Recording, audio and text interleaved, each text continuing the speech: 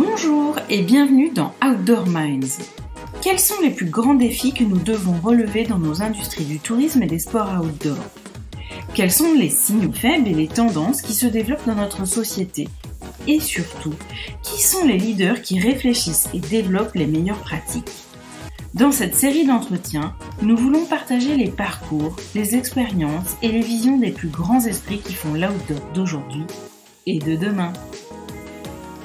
C'est la rencontre d'Ariane Favier, experte du capital immatériel des entreprises et en particulier des marques, et d'Armel Solélac, spécialiste de prospective et de stratégie de marque, qui a donné naissance à ce podcast.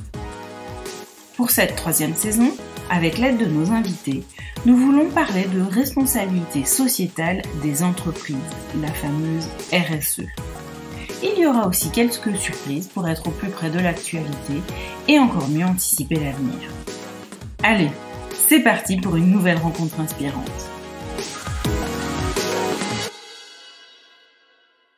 Aujourd'hui, nous avons le plaisir de recevoir Julien Jérémy de la société Hardloop. Bonjour Julien. Bonjour Armel, bonjour Ariane. Merci de m'inviter aujourd'hui. Mais avec plaisir. Est-ce que tu peux nous parler de ton parcours académique et un peu de ta carrière professionnelle jusqu'à aujourd'hui? Avec plaisir. Alors, donc Julien Jérémy, moi j'ai 42 ans aujourd'hui. Je suis toulousain. J'ai passé les 20 premières années de ma vie à Toulouse, les 20 suivantes à Paris et les 2 dernières sur la belle à Annecy. J'ai un parcours scolaire assez classique. J'ai fait un bac S, une classe préparatoire et ensuite une école de commerce à Paris. Et avec l'envie dès très tôt dans mon parcours de travailler en finance. J'étais fasciné par les marchés financiers, j'étais fasciné par la bourse, c'est des choses qui m'intéressaient énormément depuis tout petit déjà. J'achetais la Tribune à la maison, je devais avoir 14-15 ans, donc mes parents regardaient ça avec beaucoup de surprise et en même temps me décourageaient pas là-dedans. Alors mes 2 parents sont fonctionnaires, donc c'était un univers pour eux très très différent, ça crée des conversations assez marrantes, mais pour le coup ils ont toujours été très ouverts, donc ils ont encouragé ma curiosité.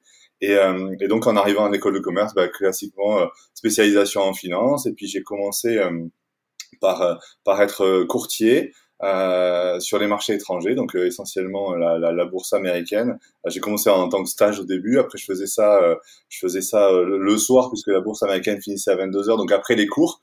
Et puis j'ai travaillé un peu là-dedans. Et ensuite j'ai débuté en audit.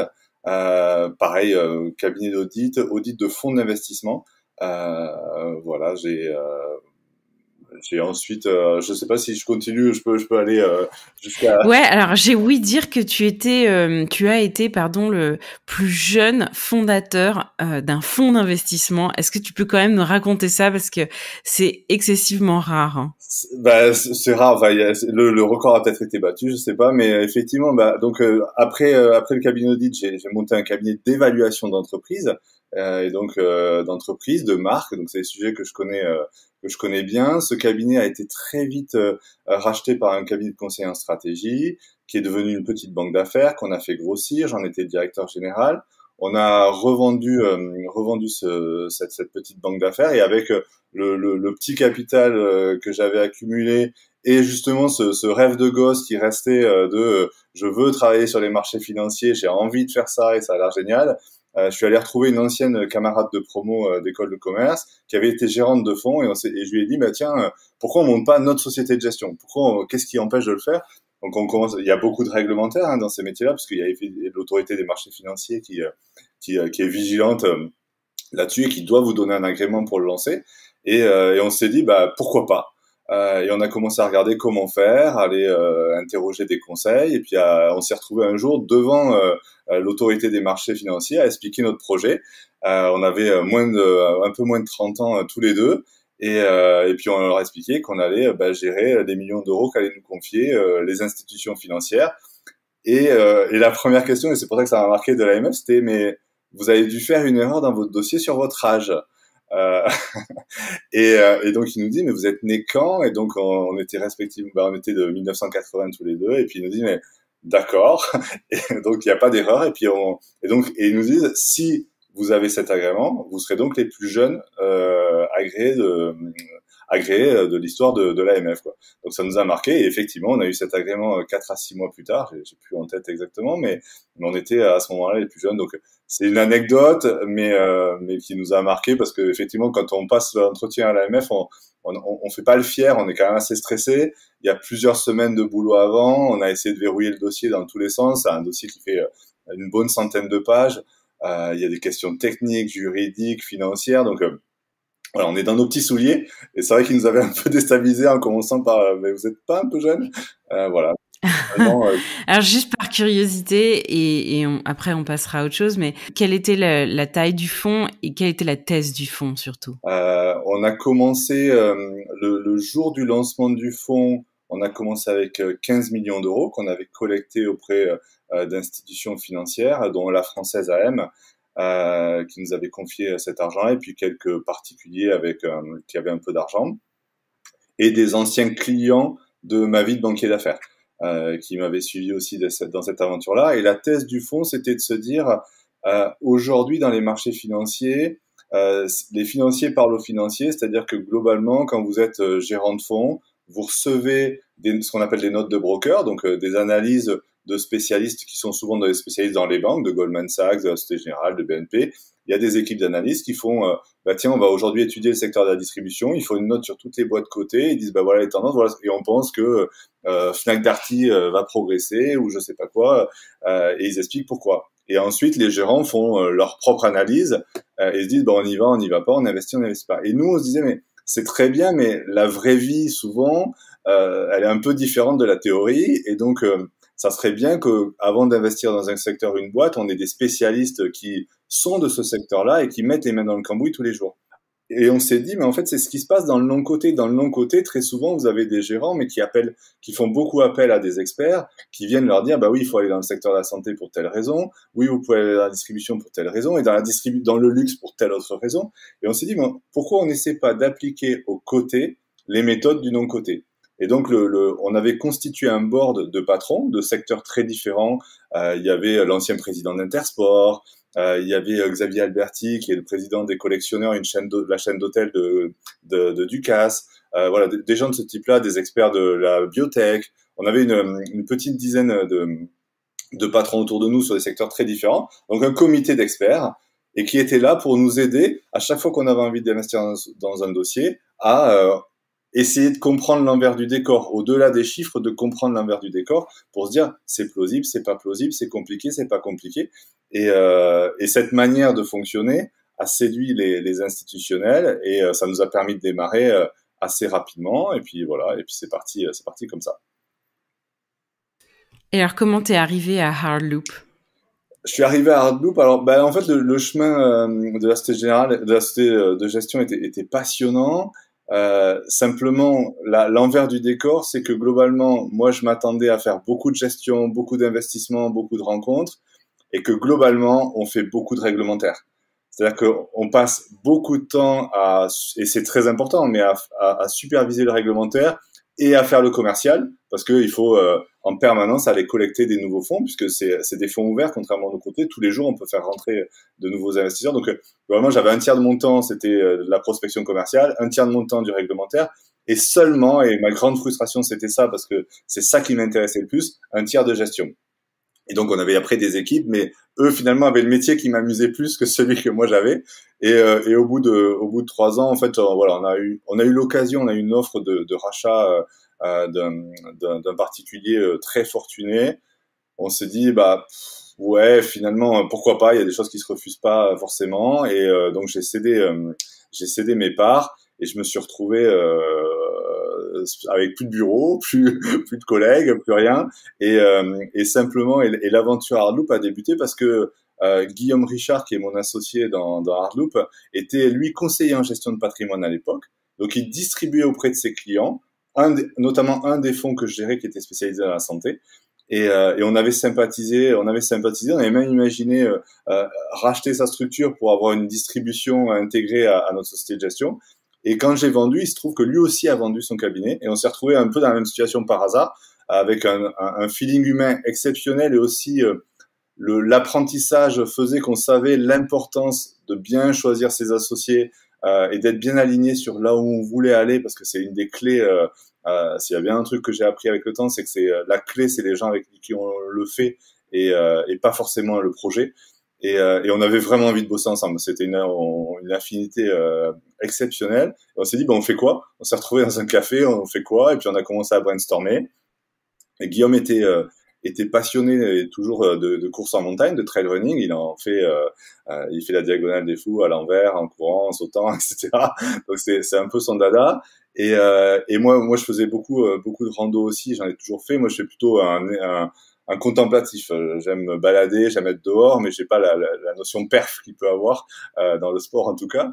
Et on s'est dit, et moi je trouve que historiquement, j'avais été associé avec Guy Leclerc, donc ancien président d'Intersport, que dans ma vie de banquier d'affaires, Intersport et GoSport avaient été des clients, donc je connaissais bien cet univers-là, en tout cas de manière macro et tout le monde nous disait, on sentait que c'était très lent pour la bascule vers le digital, mais vraiment très lent à l'époque.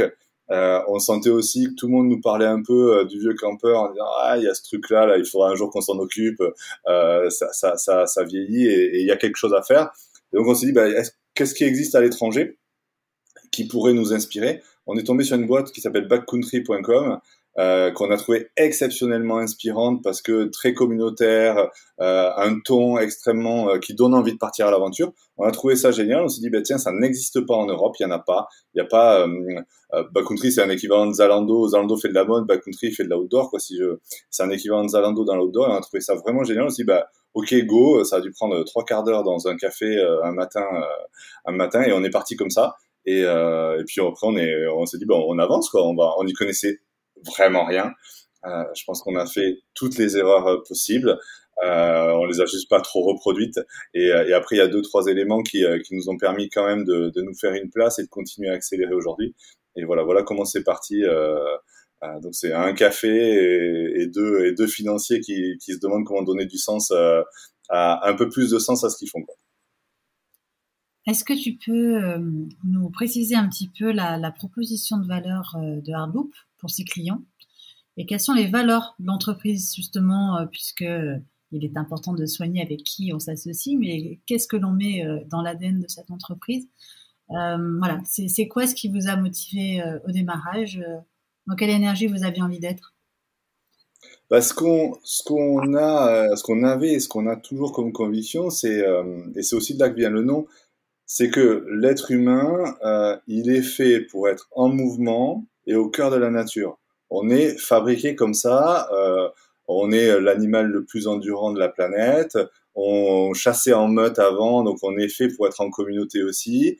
Et on avait cette conviction que ce qu'on est en train de faire là, de se parler, c'est des outils modernes extrêmement puissants et géniaux pour plein de choses, mais c'est pas une fin en soi. Ce qui est passé notre vie derrière Netflix, c'est bien d'avoir Netflix, ça détend de temps en temps, mais ça doit pas être une fin en soi. Et on avait vraiment envie de remettre les gens au cœur de la nature et en mouvement. Ça, c'est important et c'est à ça, quand on écrit quelque chose, on pense à ça. Notre motivation finale, c'est celle-là. Donc voilà, un peu notre raison d'être, c'est un peu ce sujet-là. Sur les valeurs, on les a construites un peu en se disant, et donc notre vision à terme, c'est de dire comment on devient le point de départ de toutes les aventures, en faisant venir, venez à nous, il y a des choses géniales à faire. Vous avez peut-être pas grandi à la montagne, mais l'escalade, c'est pas fait que pour les barbus qui ont fait 50 ans à montagne et qui connaissent ça par cœur. Vous pouvez commencer dans une salle à Paris. N'ayez pas peur, ouvrez la porte. Le ski de rando, oui, on n'est pas obligé de se faire un sommet qui fait peur. Il y a plein de choses pour débuter. L'alpinisme, pareil. On avait envie de mettre les gens le pied à l'étrier dans l'outdoor. Ça, c'est quelque chose qui nous motive vraiment, et devenir ce point de départ, c'est extrêmement important pour nous. Et c'est à ça qu'on travaille en permanence. Après, notre métier, notre mission au quotidien, c'est vraiment de fournir le meilleur matériel pour partir à l'aventure. Donc ça, c'est ce qui va driver aussi notre modèle économique et qui fait notre proposition de valeur, c'est que on va sélectionner le meilleur matériel et on va guider les gens le mieux qu'on peut dans le choix de ce matériel qui est technique, qui a une valeur, qui a un positionnement prix qui est plus important que d'autres univers. Et donc, on a besoin d'accompagner les gens dans le choix. Et c'est pas le même matériel quand vous faites la balade en forêt de Fontainebleau ou quand vous avez décidé de faire le Mont Blanc ou que vous partez faire un trek au Népal. C'est des choses différentes. Et de bien guider les gens, c'est extrêmement important. Nous, dans les règles très très fortes qu'on a même sur nos murs ici, c'est de dire ne référençons aucun produit qu'on ne recommanderait pas à un proche.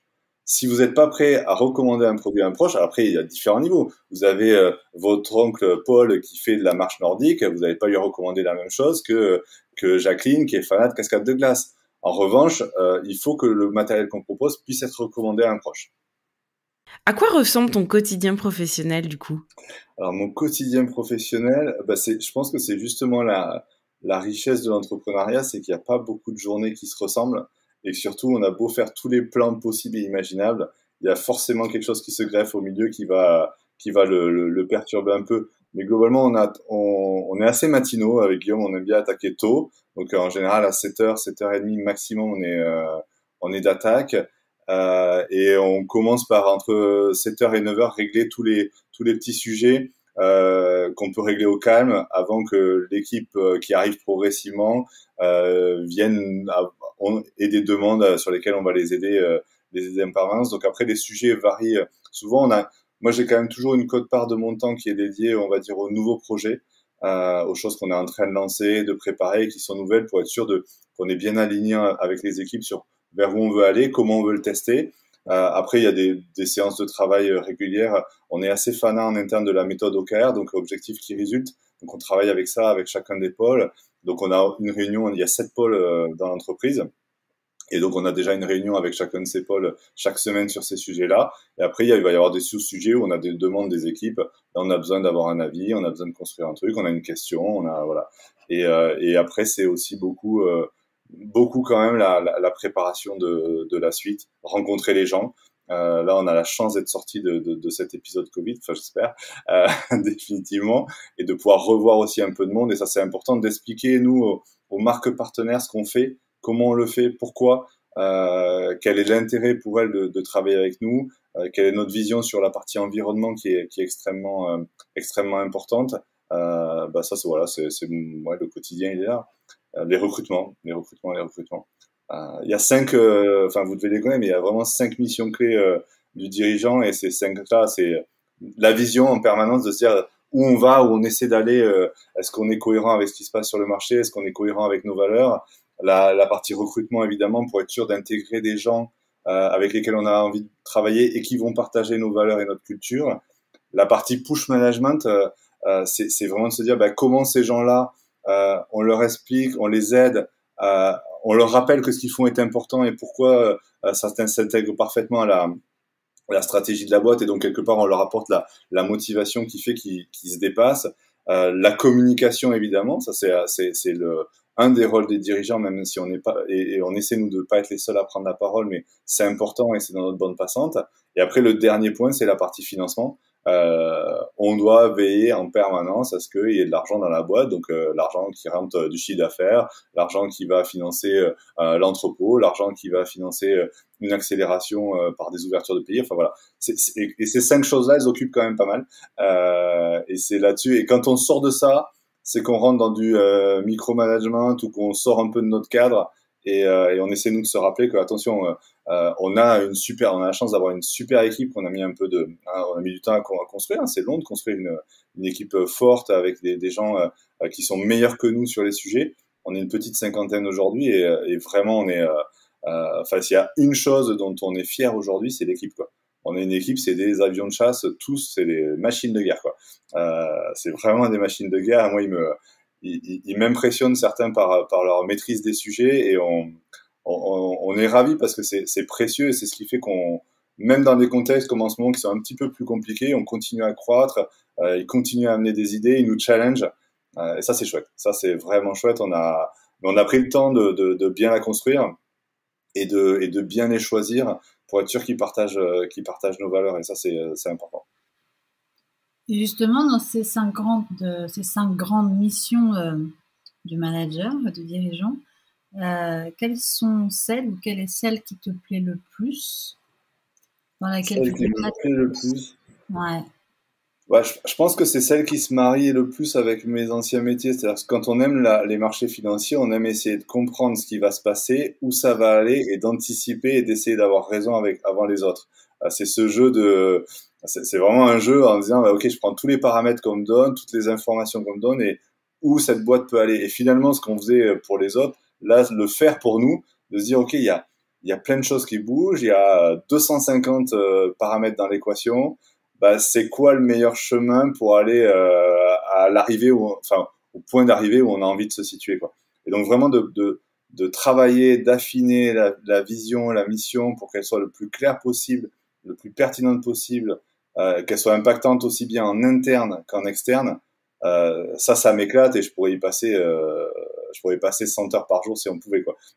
Mais c'est voilà, ça m'amuse, c'est ce qui m'amuse probablement le plus. Et après, c'est vraiment et le sujet conjoint, c'est de construire ça avec les équipes, de se dire, bah, par rapport à ça, maintenant, qu'est-ce qu'on fait? Parce que pour le coup, penser, c'est bien, mais alors on adore faire, quoi. C'est-à-dire qu'on préfère faire vite des bêtises que traîner, attendre et se dire, est-ce qu'on a raison? Voilà. Ouais, on est quand même dans l'action beaucoup. Ouais, on est dans l'action beaucoup. Oh là là, c'est du bonheur. Je bois du petit lait. Merci beaucoup, Julien. Et alors, du coup, quels sont les plus gros challenges que tu dois relever dans ce cadre-là? Bah, les complexités. Alors après, je pense qu'on a tous eu les challenges du moment. C'est-à-dire que le Covid a été une surprise pour tout le monde. On s'attend toujours à avoir des imprévus, mais alors celui-là, quand il vous tombe sur la tête, que vous voyez le chiffre d'affaires divisé par 2 du jour au lendemain, alors que vous êtes en croissance. Je me souviens, on était en croissance de 80% à l'époque sur le début de trimestre. Arrive le mois de mars, c'est vers le 16, un truc comme ça. On voit le chiffre d'affaires divisé par 2, on se dit, il se passe quoi? Le lendemain, pareil. Le surlendemain, pareil. On se dit, waouh, c'est quoi ce truc? C'est d'une violence absolue. Donc on se dit, bah ok, qu'est-ce qu'on fait? On voit certains qui ferment, on voit certains qui disent, on ferme les entrepôts, on attend. Et là, nous, on se dit, attends, on ferme rien du tout, on protège les salariés, tout le monde à la maison, on met les règles d'hygiène qu'il faut dans l'entrepôt. La chance, c'est qu'ils étaient pas nombreux dans l'entrepôt, donc ça, quand il y a de la place, c'est pas complexe. Et de se dire, et maintenant, on fait quoi pour qu'à la sortie de ce truc-là, on soit 50 fois plus fort? Et on a dit aux équipes, de toute façon, il y a deux choix. Soit on ferme tout, mais on va devoir faire un travail phénoménal derrière pour rattraper. Soit on profite du fait que tout le monde soit fermé, que tout le monde est coincé à la maison, qu'on a globalement pas grand-chose à faire. Et dans ce cas-là, on donne un vrai gros coup d'accélérateur. Et c'est ce qu'on a fait, en fait. On a ouvert plein de nouvelles marques. On a continué à faire des rassorts. On a continué à livrer. On a ouvert des rayons. Et ça nous a permis d'accélérer. Et quand c'est revenu, on était, ce qui devait fonctionner a fonctionné. Et l'accélération qu'on a eue avec ce qu'on a ouvert. Donc, ça, c'est des gros challenges.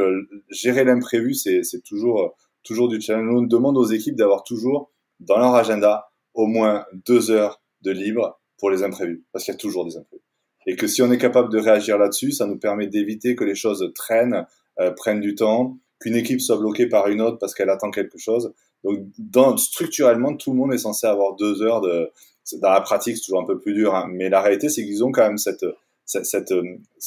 en tête, ils savent qu'ils doivent se garder du temps. Donc, dans les challenges, et puis après, c'est aujourd'hui, on vit des périodes, nous, les gros challenges devant nous, c'est quoi? C'est l'inflation.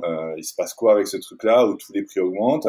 Et en même temps, il y a des gens qui ont des productions qui n'ont pas eu lieu. Donc, il y a des endroits où on manque, des endroits où ça va être trop cher, des consommateurs qui sont face à l'essence, face à l'énergie. On vend du matériel de sport, mais on vend du matériel aussi beaucoup. Enfin, c'est plaisir, notre consommation. On n'a pas besoin, rarement pour survivre, d'une veste d'alpinisme. On a envie d'avoir une veste d'alpinisme pour réaliser une aventure, pour se faire plaisir. On a rarement besoin de bâtons de trail ultra légers voilà, la plupart des gens qui vont faire l'UTMB, ils vont pas les gagner. Donc, qu'ils aient 10 grammes de plus ou de moins, ça changera pas leur vie. Par contre, 10 grammes de moins, ça fera leur plaisir. Ils vont se faire plaisir avec un bel objet, mais jusqu'où ils sont capables d'aller dans ce plaisir? C'est-à-dire qu'à un moment, le portefeuille, il a aussi une limite. Faut nourrir sa famille, il faut payer son loyer, Donc ça, c'est des vraies interrogations qu'on a pour la suite. Comment on fait pour aussi travailler notre gamme, continuer à garder la technicité, orienter les gens vers une consommation qui soit aussi plus durable. Donc, c'est les vrais challenges, c'est ça. C'est comment on oriente les gens vers une consommation plus durable qui parfois a un coût légèrement plus élevé, tout en faisant face à une consommation qui ralentit partout en Europe.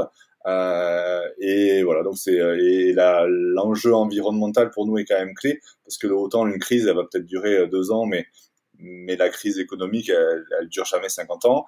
C'est des cycles normaux, c'est même qu'il n'y en ait pas eu avant, qui sont un peu surprenants. Ça fait 10 ans que le business, il est d'une facilité déconcertante, tant qu'on n'avait pas quelque chose de physique pendant le Covid, mais pour les autres, c'est quand même assez simple. Les marques, c'est facile, les distributeurs, c'est facile. Donc, par contre, là où c'est complexe, c'est qu'il n'y a pas eu de crise avant pour nettoyer un peu, mais la crise environnementale, elle est là, elle arrive, elle est durable. Moi, j'ai un petit garçon qui va fêter ses 5 ans. J'ai pas envie de lui laisser un truc complètement mis à l'envers. Et on se dit, comment on fait à notre petite échelle pour changer ça? Donc il y a voilà, ça c'est des gros enjeux dans la réflexion et dans la vision. Et on pense nous que est-ce que c'est dans 5 ans, est-ce que c'est dans 10 ans, est-ce que c'est avant? Les acteurs économiques qui n'auront pas une dimension environnementale extrêmement forte, claire et avec des actions concrètes, ils n'existeront plus parce que les consommateurs s'en détourneront. Pour nous, en fait, c'est un de nos points différenciants aujourd'hui, c'est les actions qu'on peut mener en faveur de l'environnement, mais on pense que ça ne le sera plus dans quelques années parce que ceux qui ne le feront pas n'existeront plus. C'est devenu quelque chose de beaucoup trop important et les gens vont se détourner à une vitesse hallucinante des acteurs qui n'auront pas des engagements forts, des prises de parole fortes et des actions fortes. Et c'est très bien, hein, mais c'est vrai que ça change du business d'il y a 15 ou 20 ans où finalement c'était uniquement votre proposition de valeur économique qui avait de l'importance. Aujourd'hui, la proposition de valeur sociétale, qu'elle soit environnementale et même de projet sociétal, la parité pour nous est un des sujets sur lesquels on a beaucoup travaillé et on continue à travailler. Moi je pensais qu'il y avait qu'en finance que c'était ultra misogyne et où il y avait peu de femmes parce que ça les intéressait pas. Rien à voir. Je suis arrivé dans le sport, exactement la même chose. Je me dis mais pourtant j'ai autant de copines que de copains qui font du sport. Il y a un truc qui est bizarre. Pourquoi le moindre commercial il nous dit bah non mais plus de 30% de gamme dans le sport pour les femmes, vous devriez pas machin. On comprenait pas et donc aussi mais en fait il n'y a pas vraiment de raison si ce n'est que c'est le serpent qui se mord la queue. C'est parce qu'on montre que des produits pour les hommes, les hommes en achètent plus. Enfin c'est une espèce de cercle vicieux. Et on s'est dit déjà on va commencer par chez nous. Est-ce qu'on a bien la parité dans les équipes? On l'avait pas. On était à 25% quand on était encore à Paris avant de rejoindre Annecy. Et on a fait en sorte, là maintenant on a 51% de femmes, donc la Hardloop est d'abord une boîte féminine, exactement, t'as raison Armel de montrer les muscles, mais exactement, et ça change beaucoup de choses, parce qu'effectivement ça change ce regard, ça oblige quand on travaille nos personas et nos clients cibles à réfléchir aussi bien en masculin qu'en féminin, et à se dire, et à pas faire l'erreur qu'on pouvait faire aussi avec Guillaume, c'est même si on était de bonne volonté à vouloir équilibrer les choses, les femmes et les hommes ne consomment pas de la même manière, ils ne consomment pas les mêmes choses. Donc si nous on construit les gammes en disant c'est la même, il y a juste la rose et la bleue, c'est mieux que de rien faire, mais c'est pas adapté. C'est pas adapté parce que les hommes et les femmes, mais là on pourrait faire 4 heures là-dessus. Donc mais effectivement c'est pas du tout les mêmes modes de consommation et on en prend beaucoup plus compte quand on est distributeur parce qu'on voit les achats qui n'ont rien à voir. C'est-à-dire que c'est pas du tout les mêmes choses qui sont achetées, pas pour les mêmes raisons. Et donc nous on a beaucoup interrogé nos consommateurs aussi et consommatrices en l'occurrence pour essayer de comprendre. On essaie de travailler sur une anomalie. Les femmes entre 28 ans et 40 à peu près chez nous sont beaucoup moins représentées que les autres tranches d'âge. C'est marrant, c'est l'âge où les femmes commencent à avoir des enfants. C'est marrant, c'est là où elles pratiquent a priori moins, ou en tout cas elles sont moins consommatrices. Comment on corrige ça? Comment on améliore ça? Qu'est-ce qu'on peut faire de manière plus macro, même en essayant d'organiser des événements pour les femmes autour et le sport. Enfin voilà, essayer de se dire, c'est pas parce qu'il y a des enfants que ça doit être voilà. Mais c'est vrai qu'il y a beaucoup de messieurs qui font du vélo autour du lac d'Annecy, un peu moins de femmes. Comment on essaie à notre petite échelle de corriger ça ou en tout cas d'aider l'orientation sociétale dans ce sens-là. Et pareil pour la partie environnement, comment on aide les consommateurs à trouver les produits qui sont mieux conçus parce qu'on a toujours des choix et c'est pas et le prix est de moins en moins il y a de moins en moins d'écart de prix. Donc aujourd'hui, c'est plutôt de dire bah voilà, il y a telle veste, c'est un peu mieux fabriqué que telle autre, elle est un peu plus durable et donc nous on pense que c'est ça qu'il faut aller acheter plutôt que Bon, alors, pour les femmes, je vous en donne une, c'est cadeau. Faut arrêter le pink it and shrink it, qui est la grosse tendance. Et finalement, il y a plein de femmes qui ont pas du tout envie de mettre du rose quand elles font du sport. Et peut-être que si les marques le comprenaient et les distributeurs arrêtaient de sélectionner ce type de produits, on se sentirait un peu plus intégré, quoi. Alors, tout à l'heure, tu nous parlais de trucs mal embouchés, c'est comme ça que tu l'as dit. Quelle grosse erreur, quel massif fail t'as fait dans ta carrière, pas nécessairement chez Airloop, mais si c'est chez Airloop, c'est encore mieux. Qu'est-ce que tu pourrais partager avec nous et qu'est-ce que tu en retiens? Alors, normalement, des erreurs, on doit en faire plusieurs par jour, mais et vraiment, je le dis avec beaucoup d'importance, notamment pour les gens qui nous parlent d'entrepreneuriat, qui viennent nous voir en disant comment je commence ma carrière. En fait, des erreurs, vous allez en faire tout le temps, et c'est normal. Faut juste bien comprendre, essayer de comprendre pourquoi, et pas les refaire trop souvent. Mais on en fait plein. Après, dans les très grosses, moi, celle qui me vient, c'est une erreur stratégique qu'on a fait à un moment. On devait être au début d'Hardloop. On a des guides de haute montagne qui nous avaient contactés en disant bah tiens, vous avez un site. Ils nous avaient beaucoup aidé à choisir le matériel. Donc ils nous avaient guidés dans le choix des piolets, des crampons en disant ça c'est bien, chez Petzl c'est top, ça chez Camp tu vas voir c'est génial. Et donc on s'était appuyé sur eux parce que pour le coup ils pratiquent tous les jours et donc ils étaient bien plus experts que nous là-dessus. Et puis certains nous ont dit ah ben ça serait bien, vous allez avoir un site, est-ce que vous pouvez pas me mettre un petit encart sur le site comme ça vos clients ils vont me découvrir. Donc on avait dit bah oui avec plaisir. Et puis on a eu un, on a eu deux, on a eu trois, on a eu 30, on a eu 40 et puis là on se dit ah il y a quand même un peu de monde, ça faisait générer du trafic. Et puis les gens les guides se prêtaient au jeu, se recommandaient les pages. Et à un moment donné, en fait, on se dit, il faut quand même un peu le structurer parce que il y avait des gens après qui profitaient de ça et qui s'inscrivaient. Alors, ils louaient des quads et alors, on avait les guides qui nous appelaient en disant, c'est quoi? On avait dit que c'était la montagne, il y a des quads. Ah oui, on n'avait pas vu, donc on supprimait évidemment ces pages. On se dit, mais bon, il faut l'organiser. C'était un truc un peu sympa pour des guides copains. Là, il faut l'organiser un peu. Donc, on a recruté un garçon qui est un ancien Airbnb qui nous a aidé à structurer la place de marché d'aventure parce que c'était une place de marché d'aventure. Ça continue à générer du trafic. À un moment, c'était presque 30 ou 40% du trafic sur le site, donc ça amenait du monde. Et il y avait même des gens qui pensaient qu'on avait que cette partie-là et qui voyaient même pas les produits, quoi. Et on s'est dit, attends, il y a quand même du monde, c'est un peu dommage qu'on monétise pas ça. Et là, on a fait une grosse erreur dans l'analyse, c'est-à-dire que pour le monétiser, on s'est dit, attends, on va devenir agence de voyage. Génial. On va y aller. Et en fait, on avait, je pense, on est passé à côté de tous les enjeux qu'il pouvait y avoir là-dessus. On n'avait pas imaginé. Donc, on est devenu agence de voyage. On a eu notre agrément d'agence de voyage. Là, on ne devait pas être les plus jeunes, mais on a quand même eu l'agrément agence de voyage. Non, mais bon, à côté d'un fonds d'investissement, c'est quand même, c'est piece of cake, en fait. Ouais, c'est soft, mais voilà, quand on vient pas de là, c'était marrant quand même. Et puis on a commencé là-dessus. Et puis on a commencé à ouvrir les appels. Et puis là, on a reçu des dizaines et des dizaines d'appels, essentiellement en réservation on voulait réserver beaucoup de Mont Blanc et d'alpinisme. Et en fait, la réalité, c'est qu'on avait beaucoup de parapente et de kayak et de canyoning. Et en fait, ça, c'est des dizaines et des dizaines d'appels par jour pour gagner à la fin quelques euros. Et en fait, il y a tellement d'échanges, il y a tellement rien qui est branché chez les pros aujourd'hui ou peu de choses qui automatisent complètement leur agenda. Il n'y a pas d'API, il n'y a pas de calendrier complètement mis à jour. Et il y a beaucoup encore en tout cas, quand on le faisait il y a 3-4 ans, c'était beaucoup encore du cahier. Et vous aviez le client, vous appeliez l'agence, vous rappeliez le client, vous rappeliez l'agence pour toucher 3 euros. Et à la fin, limite, pour leur dire, parlez-vous, en fait, on va gagner du temps. Donc, et pour les guides d'autres mondes, on avait quand même pas mal de résas de Mont Blanc, mais c'est pareil.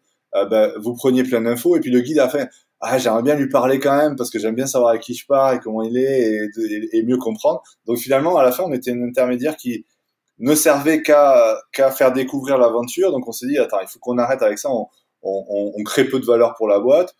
Le client il comprend pas pourquoi il nous parle à nous puis après, donc on s'est dit attends là il y a une erreur, donc on a arrêté d'être agence de voyage et on a gardé ces aventures là on est en train de tout revoir justement pour plutôt passer dans un modèle où on va renvoyer le business, donc plutôt en mode affiliation quoi.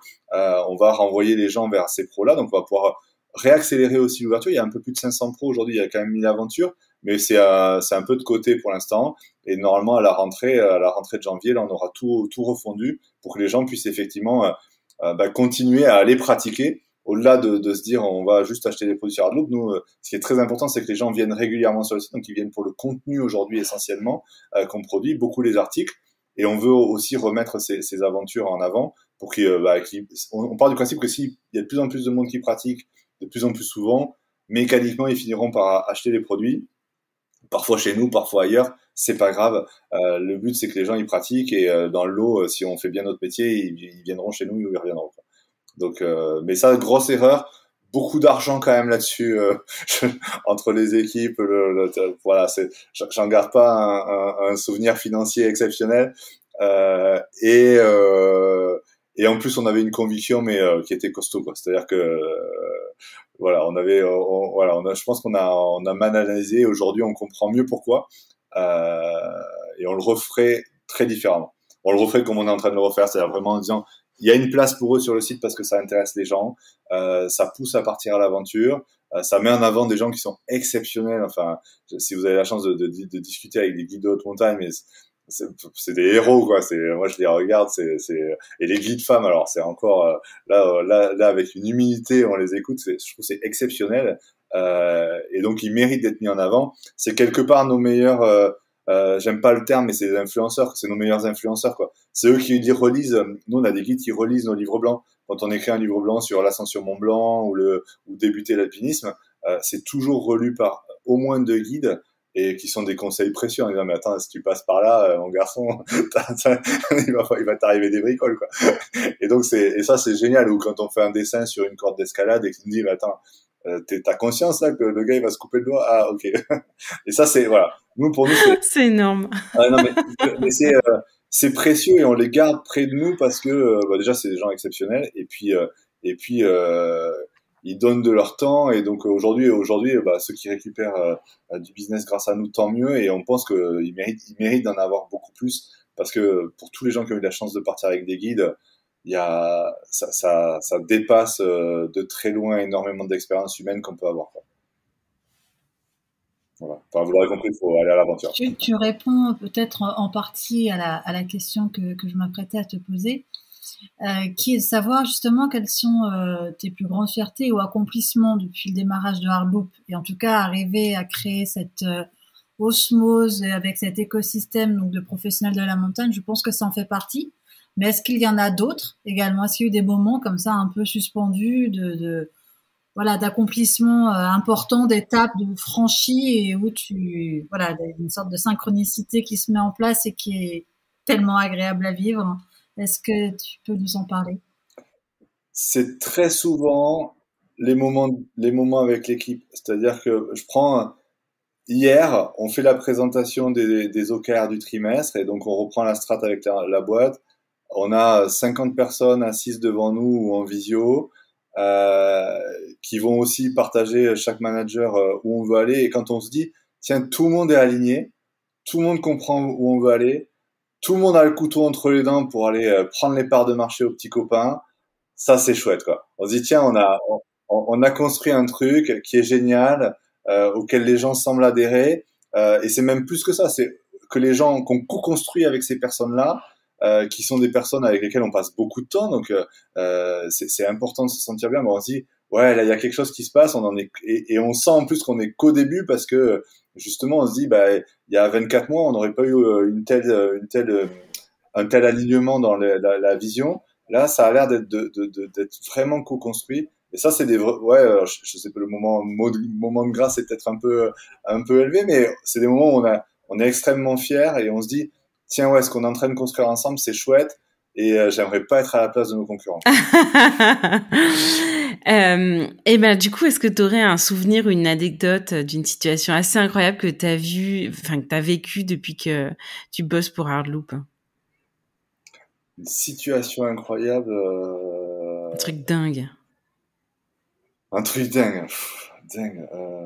Je sais pas ce qui est dingue.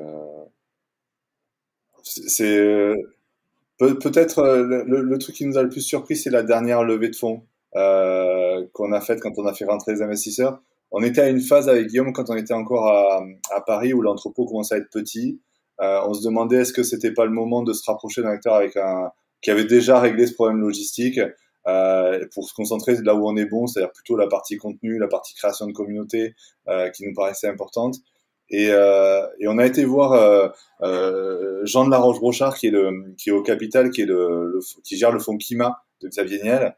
Et Jean nous a dit, on a toujours tendance à comparer l'intérieur de sa boîte avec l'extérieur des autres. Donc on a toujours tendance, et c'est humain, à se dire ouais, c'est quand même on n'est pas bon, ces trucs n'est pas bien fait, machin, mais c'est normal, on compare notre intérieur avec l'extérieur des gens, donc on compare pas des choses qui devraient l'être. Et Jean nous a dit un truc, donc on était en train de se dire plutôt est-ce qu'on fusionne pas avec un acteur, quand on était dans cette démarche-là il y a 4 ans, en se disant bah au moins on fera là où on travaillera là où on est bon. Et parce qu'on pensait qu'on pourrait pas lever d'argent, qu'on pourrait pas, que on était encore petit, que ça plairait pas aux gens, que ça serait pas intéressant. Et Jean nous dit, honnêtement les gars, avec des chiffres il y a des gens avec des chiffres moins beaux qui vont lever beaucoup plus que ce dont vous me parlez. Et là on est sorti un peu piqué au vif en disant, hein, et cette espèce de piqûre a fait que moins de 3 mois après, et je dis bien moins de 3 mois après, on avait finalisé notre tour de table. Ce qui est juste hallucinant pour les gens qui ont fait des levées de fonds, 3 mois closing, hein, je dis bien closing fini. C'est hyper short. Vous avez levé combien? On avait levé 1,4 million en equity et à peu près pareil en dette. En 3 mois, vous avez levé 3 millions? En 3 mois. Oh, les fous. On est parti, mais ça nous a débloqué un truc. C'est un peu comme l'histoire des 10 secondes sur le 100 mètres. Il y en a un premier qui l'a fait et tout d'un coup, après, il y a d'autres gens qui ont réussi à le faire parce que, soi-disant, c'était pas possible. Mais en fait, le truc où vous nous a dit, mais attendez, les gars, oubliez, il y a des gens qui l'ont fait, quoi. Et puis, pour les gens qui ont la chance de connaître Jean de la Roche-Brochard, il est très piquant et il fait ça avec un toucher assez remarquable. Et donc, on a été un peu piqué au vif. Ils connaissaient notre dossier par cœur alors qu'ils ont des centaines de participations et on est arrivé dans son bureau, ils connaissaient le sujet par cœur et on était assez impressionnés d'ailleurs. Et ils nous disaient, qu'est-ce que vous voulez, quoi? Si vous voulez, il y en a qui le feront, quoi. Et ça, il faut pas nous le dire. Si on sent que c'est possible. C'est un vrai moteur. On est très et culturellement, Hardloop, on est très très compétiteur. On a écrit là quelque part sur les murs, la compétition mène à l'excellence. C'est dans les 7 valeurs d'Hardloop. C'est clairement un moteur. Donc, si on nous dit allez-y les gars, ou d'autres le feraient, on y va, quoi. On y va. Donc voilà, ça c'est un moment où on est assez fiers d'avoir réussi ça, quoi. Tout à l'heure, tu as pas mal évoqué le sujet de la RSE et les engagements dans lesquels voilà, vous essayez de travailler. Est-ce que tu peux nous dire, à ton avis, quels sont les plus gros défis justement que l'industrie dans laquelle tu travailles va devoir relever en termes de RSE? Et dans quel ordre, finalement, on devrait un petit peu appréhender cette démarche? Est-ce qu'il y a des étapes chronologiques à respecter? Voilà, avec ton vécu, est-ce que tu peux nous en parler un petit peu? Oui, avec plaisir. Bah, les sujets, alors il y a beaucoup de sujets. Ce qui est important dans notre industrie, c'est que nos clients, les gens qui nous suivent, les gens qui nous lisent, sont plutôt par nature assez sensibles à ces sujets-là. C'est-à-dire que quand on aime passer du temps dehors en pleine nature, en général, on aime bien en prendre soin, quoi. En tout cas, a priori. Donc ils sont assez exigeants dans ce qu'on peut faire. Nous, la première étape, on a toujours fait des choses, mais en se disant, ben, on va planter des arbres, on a essayé de faire des choses bien, on a donné pas mal d'argent à des associations au début, et à un moment donné, en fait, on s'est dit, mais attends, il faut qu'on structure cette démarche, parce que c'est bien de faire ça, mais quelque part, ok, on fait, c'est déjà bien, mais on s'engage pas. C'est pas assez engagé par rapport, on prend pas position de manière assez forte, on donne pas assez l'exemple, donc on s'est dit, qu'est-ce qu'on va faire? Et en fait, la première question, ça a été de se dire, mais comment on pollue? C'est quoi qu'est-ce que génère Hardloop en émissions de CO2? Combien de cartons on met sur le marché? Combien de produits de polybags on envoie? Et donc on a commencé par se dire, bah, déjà on va faire un bilan carbone pour regarder quelles sont nos réelles émissions, sur quoi on peut agir rapidement, et on va en parallèle faire une deuxième chose, c'est de dire, bah, accompagnons nos consommateurs vers les produits qui sont éco-conçus. Parce que déjà, si on met sur le marché des produits de meilleure qualité et mieux conçus, ben on émettra on sera moins polluant que d'autres. Et si nous déjà on essaie de regarder en interne qu'est-ce qui va pas, on saura sur quoi travailler, parce que quand on n'est pas expert, c'est difficile de se dire est-ce que c'est mon électricité, est-ce que c'est mon transport, est-ce que c'est je sais pas quoi. Et donc on a fait un bilan carbone il y a 2 ans maintenant, en se disant comment on essaie de devenir neutre en carbone, et donc de manière à mesurer. Donc on mesure toutes nos émissions de CO2. Une fois qu'on a mesuré ça, on regarde tous les endroits sur lesquels on peut travailler pour les réduire progressivement. Ensuite, il y a un nombre d'émissions de CO2 qu'on ne sait pas faire disparaître, et là, on les compense en investissant dans des puits de carbone.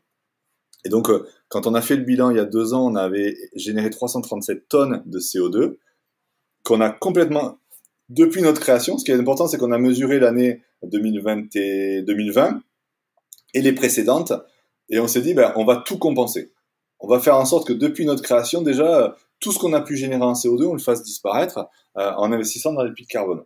Ensuite, on va travailler sur tous les endroits, et c'est le plus important, parce que compenser ces émissions, c'est bien, mais c'est loin d'être suffisant. Il faut qu'on réduise tous collectivement nos émissions de CO2. Donc, on a commencé à se dire, ok, comment on peut faire comment on fait pour générer moins de carbone? Les cartons, ça en génère. Comment on peut réemployer tous les cartons qu'on reçoit? On reçoit tous les jours des cartons des fabricants et des marques avec lesquelles on travaille. Comment on réutilise ça? Donc là, on a fabriqué un scotch où il y a marqué « Je suis vieux, mais je peux encore emballer » pour expliquer au client pourquoi il reçoit parfois son colis dans un carton qui est usagé. Et ça c'est génial, parce que ça crée un cercle vertueux, ça interpelle, et les gens comprennent, et on reçoit même des photos en disant génial, on l'a dans toutes les langues, donc ça amuse aussi les clients, donc ça c'est chouette. Et pourtant, c'est un carton qui a bien tous les cartons retour, on a à peu près 15% de retour. Ces retours-là, le carton, très souvent, oui, il a pris quelques coups, mais il protège le produit parfaitement. Donc le jeter, c'est idiot. Donc là, ça c'est un vrai. Et là, on est à plus de 10 000 cartons réemployés depuis le début de l'année, et ça continue. Donc ça, c'est extrêmement important. Et après, on est passé en énergie verte. On demande aux salariés comment ils viennent au travail. Donc, ils sont sensibilisés au fait que quand ils viennent en voiture, ils émettent plus de CO2 que quand ils viennent en vélo. Donc, quand on parle à des sportifs et qu'on arrive à leur dire, les gars, quand même, c'est pas bien, là. Et donc, finalement, il y a le garage à vélo est de plus en plus rempli, parce que les gens disent, c'est quand même mieux. En fait, on sensibilise déjà les équipes. On génère moins de CO2 pour ça. La logistique est engagée tous les jours, parce qu'ils savent que tout carton qui peut être mis de côté et réutilisé, tant que ça protège le produit, doit être fait. L'énergie verte est effectivement extrêmement importante, le moins possible la clim, même si parfois c'est vrai que c'est devenu compliqué. Et après, c'est vraiment un travail, pour le coup, avec toutes les marques, en se disant comment on avance. Là, on va mettre en place un test avec certaines marques on collecte tous les polybags des produits, parce qu'en fait, le problème des polybags, c'est que ce plastique qui est nécessaire aujourd'hui pour protéger les produits, pour être stocké dans l'entrepôt, aussi dans le transport depuis les zones de production, quand il arrive chez le client, il est rarement recyclé. Il est recyclable, mais il est rarement recyclé, parce que le client, très souvent, il va pas y faire attention, il risque de le mettre dans sa poubelle. Donc nous, on se dit, on retire ce polybag, parce que le transport final, c'est pas là que le produit va s'abîmer. Il faut l'expliquer au client, et ensuite, on se charge, nous, de le faire recycler. Ça, c'est des initiatives qui prennent du temps, qui ont un coût, mais qui sont extrêmement importantes dans la durée. Et l'axe après le plus important, c'est comment on aide les clients en travaillant avec les marques sur de moins en moins de produits non éco-conçus. Si on a une alternative, on se prive de certains produits aussi. Les acheteurs ont comme consigne, on était à 15%, un peu moins de 10% même de produits éco-conçus il y a 1 an et demi. On est à 37% aujourd'hui. Et le but, c'est d'arriver à 90%. Et il y a des marques qui, il y a 24 mois, nous disaient ça va être compliqué sur certains matériels, etc. Et en fait, même dans les tentes, il y a de très grosses évolutions qui font que on arrive à avoir des produits de mieux en mieux conçus. Et on se dit, là, si on arrive à orienter, nous, le consommateur, à lui dire, tiens, quand même, ça, c'est mieux. Et déjà, même à ne présenter que ça. Parce qu'aujourd'hui, nous, dans une newsletter, il y a de grandes chances que normalement, le produit qu'on met, c'est un produit éco-conçu, que dans toutes nos actions marketing, que ça soit sur les réseaux sociaux, etc., ça soit des produits éco-conçus, de manière à ce que ce chiffre d'affaires grossisse, et qu'en fait, même sans s'en rendre compte, le consommateur, il a un acte beaucoup plus engagé en faveur de l'environnement. Et nous, après, c'est avec les marques, on fait des choix aussi qui parfois nous pénalisent à court terme en termes de business. Mais encore une fois, comme je le disais tout à l'heure, on est convaincu que ceux qui ne le font pas aujourd'hui, dans 10 ans, ils n'existeront plus. Justement, quel conseil est-ce que tu donnerais à quelqu'un qui voudrait mettre en place une démarche RSE au sein de son entreprise? Moi, je trouve que le bilan carbone, il est bien, parce que ça permet de mesurer un peu et de se rendre compte sur quoi on a des leviers rapides. Il y a des choses sur lesquelles on a des leviers hyper rapides, d'autres c'est un peu plus compliqué. Et donc ça met en place, ça aide à construire des projets court terme et des projets long terme. Donc ça permet d'avoir des actions très rapides, de dire bah, tiens, on est passé en énergie verte, donc il s'est passé ça. C'est pas un impact énorme parce qu'en plus en France on n'a pas ce sujet de production. Enfin, la production d'énergie génère pas de carbone autant qu'à l'étranger. Par contre après sur le transport, bah, nous on a fait des choix radicaux. Il y a des transporteurs qui émettent plus de CO2 que d'autres. On les a fermés. Donc ça a un coût aussi, hein.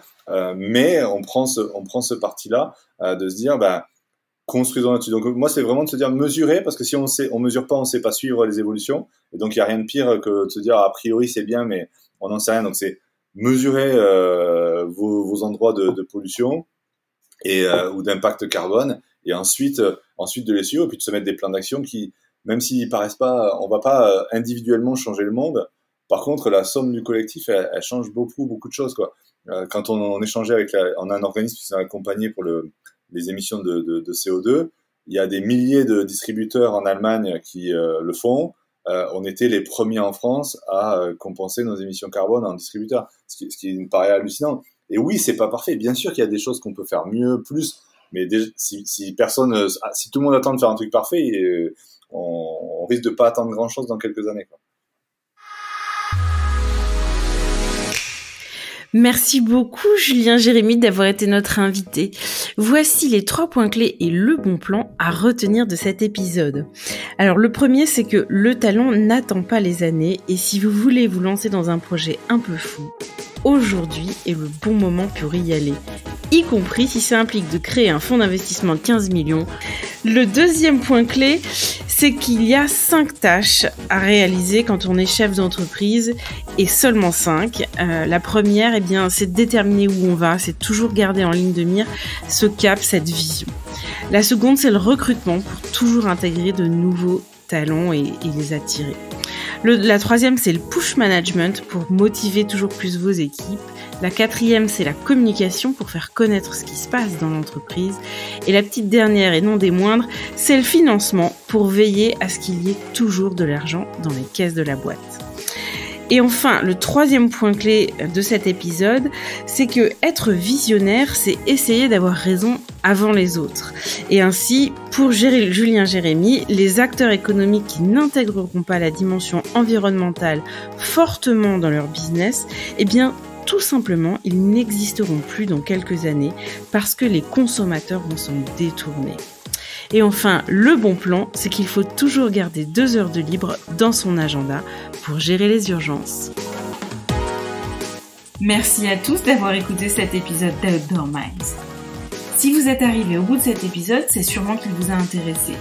Nous vous invitons à le partager autour de vous et à nous soutenir en mettant une note de 5 étoiles avec un commentaire sympa. Cela nous aidera beaucoup pour nous faire connaître et mettre en lumière tous ces leaders qui le méritent. Vous voulez en découvrir de nouveaux dans le tourisme et les sports outdoor?